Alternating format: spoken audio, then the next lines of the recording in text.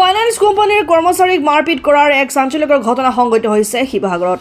মাহেকীয়া কিস্তিৰ ধন আদায় কৰিবলৈ যোৱা ফাইনেন্স কোম্পানীৰ ৰিকভাৰী এজেণ্টক ঘৰৰ ভিতৰত সোমোৱাই গুৰুলকৈ প্ৰহাৰ কৰিলে ঋণগ্ৰস্ত গ্ৰাহকৰ পৰিয়ালে। ঘটনাৰ বিৱৰণী অনুসৰি শিৱসাগৰ নগৰত থকা SBFC নামৰ ফাইনেন্স কোম্পানীৰ পৰা 42 লাখ টকাৰ লোন লৈছিল সৰুজনী দাসপাল নামৰ এগৰাকী মহিলাই। এই লোনৰ মাহেকীয়া কিস্তি হিচাপে কোম্পানীক দিবলগীয়া 55,000ৰো অধিক টকা আদায় কৰিবৰ বাবে বৃহস্পতিবাৰে সন্ধিয়া মহিলাগৰাকীৰ ঘৰত গৈ উপস্থিত হৈছিলগৈ SBFC ফাইনেন্স লিমিটেডৰ দীপাংকৰ বৰা নামৰ এইজন কৰ্মচাৰী। মাহেকীয়া কিস্তি আদায় দিয়াৰ বিপৰীতে সৰুজনী দাসপালৰ স্বামী আৰু পুত্ৰই মিলি কৰ্মচাৰীজনক লোহাৰ ৰডেৰে উপৰ্যুপৰি মাৰধৰ কৰি ঘৰৰ ভিতৰত আবদ্ধ কৰি ৰাখে। ইফালে ফাইনেন্স কোম্পানীৰ অন্য কৰ্মচাৰীসকলে ঘটনাৰ খবৰ পাই আৰক্ষীক অৱগত কৰাত ঘটনাস্থলীৰ পৰা আৰক্ষীয়ে উদ্ধাৰ কৰে কৰ্মচাৰীগৰাকীক। ঘটনা সন্দৰ্ভত ভুক্তভোগী কৰ্মচাৰীগৰাকীয়ে আৰক্ষীক দাখিল কৰিছে এতিয়া এজাহাৰ। এতিয়া আৰক্ষীৰ তদন্ততহে পোহৰলৈ আহিব এই ঘটনাৰ সত্যতা। মই 4:30 বজাত ফোন কৰিলোঁ বাইদেউলৈ। বাইদেউ বোলো পইচাটো যোগাৰ হ'ল না? বোলে যোগাৰ কৰি আছোঁ বাৰু বোলে ৰ'বা বোলে মই বোলে যিমানটো পাৰোঁ মই চেষ্টা কৰি আছোঁ, কিন্তু পইচাটো মই নিদিওঁ বুলি নাই বাৰু। ঠিক আছে হ'ব দিয়ক বাইদেউ বোলো। মই কি কৰিলোঁ তাৰপিছত তেওঁক আকৌ এবাৰ ফোন কৰিলোঁ। ফোন কৰিলোঁ যে বাইদেউ আপুনি ঘৰতে আছে নেকি বোলো? বোলো পইচাটো যোগাৰ হৈছে নাই বোলো, মই গৈ আছোঁ বোলে। অঁ আহা বোলে।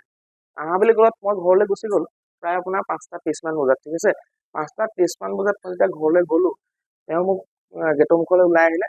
অঁ তুমি নেকি বোলে? অঁ আহা বোলে। ভিতৰতে বোলে বহা আহি বোলে ভিতৰতে বহি কথা বতৰা পাতোঁ বোলে। ভিতৰতে বহি কথা বতৰা পাতোঁ বুলি ক'লত মইতো গুচি গৈছোঁ, আৰু লগত মোৰ আৰু এজন আছে সতীৰ্থ গৈছিলে, তেওঁ গুচি গ'ল। তাৰপৰা বহিবলৈ ক'লে বহিলোঁ। বাইদেউ বোলো এতিয়া কওকচোন বাৰু বোলো।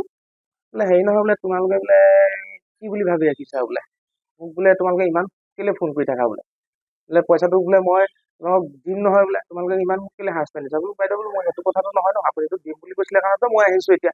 তাৰপৰা মানুহজনে আহি মানে তই কোন হয়, তই কেলৈ আহিবি, তোৰ পইচা কি কথা, তই কি কথা লোন লৈছোঁ আমি আমুক তামুক মানে সেই বুলি কৈ মানে মোক বহুত অত্যাচাৰ কৰিছে।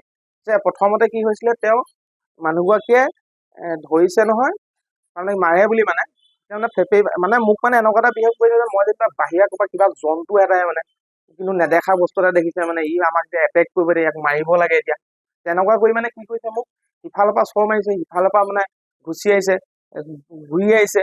তাৰপৰা সেইখিনি কৰি থাকোঁতে মানে ইমানকে হেৰি কৰিব পৰা নাই। তাৰপিছত অলপ দেৰি পিছত কি কৰিলে, তেওঁলোকে লোহাৰডাল মানে পাইপ এডাল মানে ইমান দীঘল মান হ'ব, 3 ইঞ্চিমান দীঘল হ'ব, পাইপডাল লৈ আহি কি কৰিছে, মোক মাৰিবলৈ আহিছে। মানুহগৰাকীক কৈছে কি বোলে নহ'লে তই কোব খাবি এতিয়া বোলে, তই আঁতৰ বোলে। মানুহগৰাকীয়ে মানে ধৰি ৰাখিব পৰা নাই মানে। ঠিক আছে মানুহজনে মোক মানে ইফালে মাৰিছে, গাত মাৰিবলৈ আহিছে। মই হাতখন পাইছোঁ, হাতখন ফুলি আছে এতিয়া। অলৰেডি মেডিকেল ৰিপৰ্ট মই পাইছোঁ, কালি থানাতো দিছোঁ মই। তাৰপিছত আপোনাৰ কি কৰিছে, মোক থিয় হ'বলৈ কৈছে। তাৰপৰা তেনেকুৱাতে ল'ৰাটো আহিছে, ল'ৰাটোৱে চাবি এটা লৈ পিনে এনেকুৱা ট্ৰাফিক কথাটো কৈছে, তোক ইয়াতে শেষ কৰি পেলাব পাৰিম, তোক ইয়াতে মই পুতি পেলাব পাৰিম। দীপাংকৰ দাৰ লগত গৈছিলোঁ কালেকশ্যনৰ কাৰণে, ভিতৰলৈ মাতি লৈ গ'ল তেওঁলোকে। ভিতৰত নি বাহিৰৰ পৰা লগ কৰি দিলে। ভিতৰত নি প্ৰথমতে অকণমান কথা চথা পাতিছে, তাৰপিছত মাৰধৰ কৰিছে মানুহজনে। তাৰপৰা অলপ দেৰি পিছত আকৌ পুতেকজনো আহি মাৰধৰ কৰিছিল। অলপ গালি গালাজ পাৰিছে আৰু কাণত ধৰাইছে। মোক নাই মৰা, মই মানে নতুনকৈ জইন কৰিছোঁ, মোক তেওঁলোকে চিনি নাপায়, সেইটো কাৰণে মোক বহি থাকিব দিছে। হয় মাৰিছে।